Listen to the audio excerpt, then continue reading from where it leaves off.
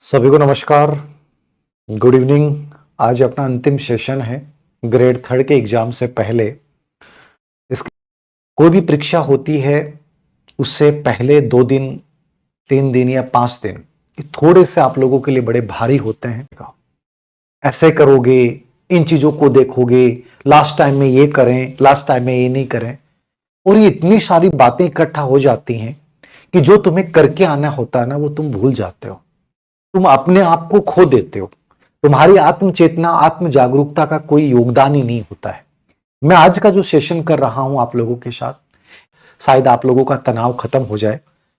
और दूसरी चीज ये कि पेपर देते समय 2 या 4 मिनट में क्या क्या चीजें अपन कर सकते हैं, नेगेटिव मार्किंग को कैसे बहुत कम हद तक आपको लेके आना है, क्योंकि सबसे इंपॉर्टेंट पार्ट होता है पेपर का। और चौथा सबसे इंपॉर्टेंट चीज होती है कोई भी एग्जाम में, पॉजिटिव विजुअलाइजेशन। एक छोटी सी बात मैं आपको कहूं, होने जिसमें आग वह पानी नहीं, हो जो तूफान से खाली वह रवानी नहीं, और भूल जाए जिसे दुनिया वह कहानी नहीं। तो आप लोगों की कहानी ऐसी नहीं है जिसे दुनिया भुला देगी। इस बात में बहुत मजबूत विश्वास रखें कि प्रतियोगी परीक्षा मेरे जीवन का लक्ष्य नहीं है। जीवन बहुत बड़ा है, एक छोटा सा ठहराव है, मुझे आराम से दे के आना है।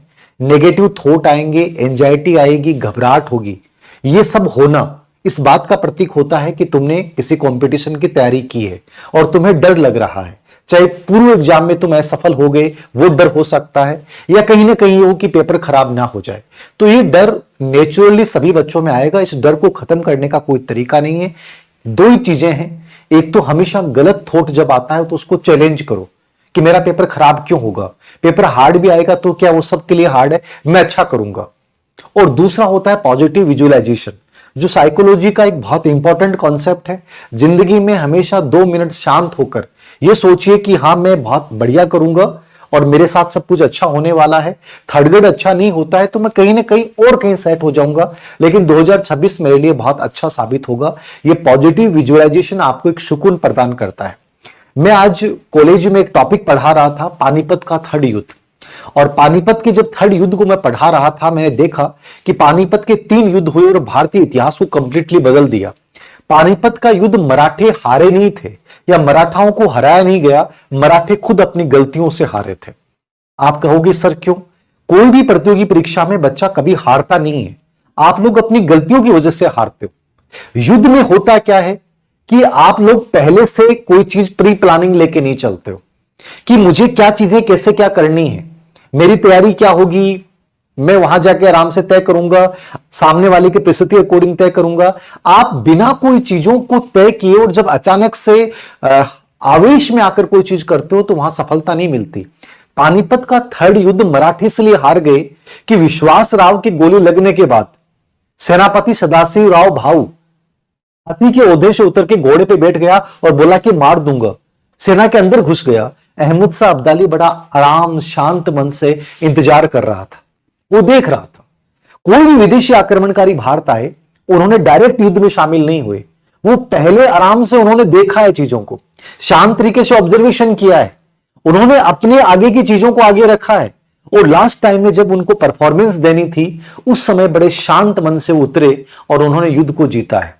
भारत को हराने वाले वो लोग इतने ताकतवर नहीं थे, लेकिन उनसे हमें यह चीज सीखनी चाहिए कि वो कितने शांत तरीके से, कितने व्यवस्थित तरीके से, कितने अनुशासन के साथ वो युद्ध करते थे। और युद्ध करते नहीं थे, चंद सैनिकों के साथ भारत को जीत जाते थे। और हमारे लोग आवेश में आकर, अशांत होकर, अव्यवस्थित होकर जीते गए युद्ध को हार जाते थे। आप हर उस युद्ध की कहानी पढ़ लेना, इतिहास हमें बताता है कि प्रतियोगी परीक्षा भी एक युद्ध की तरह होता है। और जितना इस युद्ध में आप जितने शांत रहेंगे, जितने व्यवस्थित रहेंगे, जितने संयमित रहेंगे, आपके जीतने के चांसेस उतने बढ़ जाते हैं। तो सबसे इंपॉर्टेंट बात मैं आप लोगों को यह कहूंगा कि इस समय बहुत सारे वीडियो देखने की जरूरत नहीं है। आप सब एक दूसरे से बहुत डिफरेंट हो। कोई टीचर आपको कोई बात बोले वो सब पे आप पे लागू नहीं हो सकती, और ना ही आपको उस बात को फॉलो करना है। सबसे इंपॉर्टेंट चीज ये है कि आप बड़े शांत होकर, ठीक है, घबराहट एंजाइटी को आने दें, लेकिन उस थॉट को चैलेंज करें। धीरे धीरे ऑटोमेटिकली वो कम होती जाएगी। और आस्था एक बहुत बड़ा ताकतवर हथियार है। ईश्वर में विश्वास रखना कि शायद उसकी बहुत सुंदर प्लानिंग होगी, जो होगा वो मेरे लिए बेहतर होगा, इस विचार के साथ आपको एग्जाम हॉल में जाना चाहिए। नंबर 2, दूसरी बात जो आप लोगों के साथ मैं करूंगा कि आप लोग सर पेपर हल करते समय बहुत सारी गलतियां होती हैं, बहुत सारे सिली मिस्टेक होते हैं। बहुत शॉर्ट एंड स्वीट बात बता दूं, यद्यपि आप सब पे अलग अलग लागू होगी, मेरे बात ये बोलने के बावजूद आप लोग गलतियां करोगे, क्योंकि हम बहुत सारी बातें सुनते हैं और जो काम की बात होती है उसको हम कभी अप्लाई नहीं करते हैं। आप जितना अपने साथ रहोगे, आपके युद्ध जीतने की संभावनाएं बढ़ जाएंगी। जितना आप बाहरी वातावरण से प्रभावित होंगे, आपके परीक्षा हॉल में असफलता के चांसेस बढ़ जाएंगे। तो सबसे बड़ी चीज है आत्मचेतना के साथ परीक्षा हॉल में जाना। और जैसे परीक्षा हॉल में जाते हैं, आप 3 स्टेप में पेपर करते हैं। पहला स्टेप, आपने पूरे पेपर को ससरी तौर पे देखा।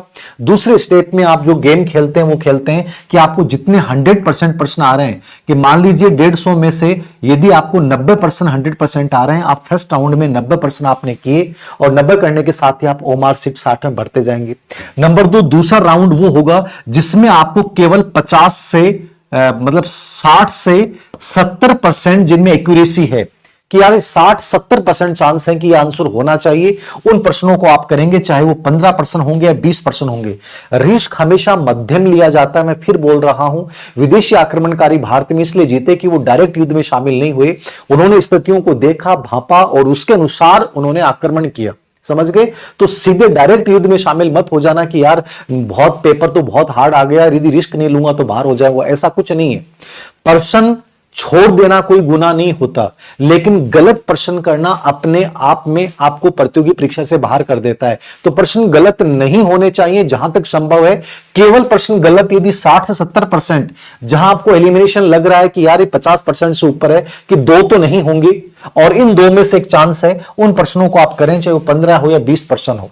ठीक है। तीसरा, जो प्रश्न आपको कभी पढ़ा ही नहीं है, स्पेशली पॉलिटिकल साइंस के पेपर, हिस्ट्री के प्रश्न, ऐसे प्रश्न जीके के जिसका करंट के ऐसे प्रश्न जिसको आप जानते नहीं है, आपको छूना भी नहीं है, देखना भी नहीं है, कोई तुक्का नहीं लगाना। नंबर 3, थर्ड लेयर में आप वो प्रश्न जहां आपको लगता है कि पेपर बहुत इजी आ गया है, कुछ समझ में नहीं आ रहा है, तो आप थर्ड लेयर में जो आपको लग रहा है कि 30% प्लस चांस है इसके सही होने के, ऐसे केवल मान लीजिए 10% में आपको लग रहा है 30% है, तो वहां आप 3 से 4 प्रश्नों में आप रिस्क ले सकते हैं। अन्यथा मेरे अनुसार रिस्क लेना नहीं चाहिए। आप फर्स्ट राउंड खेलिए, सेकंड राउंड खेलिए और उसके बाद केवल और केवल पूरे पेपर का रिव्यू कीजिए, ओमार शीट को ढंग से चेक कीजिए, टाइम मैनेज करते हुए चलिए, अनावश्यक प्रश्नों में उलझिए मत, आप बहुत आगे बढ़ जाओगे। अनावश्यक प्रश्नों को उलझने का मत समझ गए। सदाशिवराव भाऊ पानीपत के थर्ड युद्ध में अहमद शाह अब्दाली के उन छोटे मोटे छुटपुटिये सैनिकों के साथ लड़ रहा था जिन्होंने विश्वास राव की हत्या कर दी कि मैं तुम्हें मार दूंगा।